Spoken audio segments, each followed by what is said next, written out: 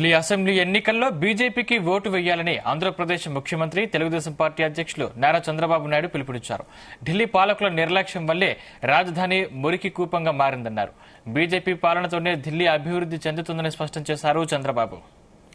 ఆ రోజు మీరు చూస్తే 11వ స్థానంలో ఉండి ఈ రోజు 5వ స్థానంలో ఆర్థికంగా ముందుకు వచ్చాం. అదే మాదిరిగా 2029కి 3వ స్థానానికి వస్తాం.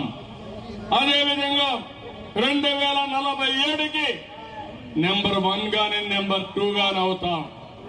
ఇది జరగాలంటే నరేంద్ర మోడీ గారి నాయకత్వం సుస్థిరంగా ఉండాల్సిన అవసరం ఉంది. ఢిల్లీలో మీరందరూ కూడా ఆయన నాయకత్వాన్ని బలపరిచే విధంగా ఇక్కడ బీజేపీ పార్టీని గెలిపించవలసిందిగా మిమ్మల్ని అందరినీ కోరుతున్నా. కేజ్రీవాల్ ఢిల్లీని భ్రష్టు పట్టించే పరిస్థితికి వచ్చారు. ఢిల్లీ దెబ్బతినే పరిస్థితికి వచ్చింది. ఇంకో పక్కన ఆరోగ్యపరంగా కూడా ఇబ్బందులు పడే పరిస్థితికి వచ్చారు.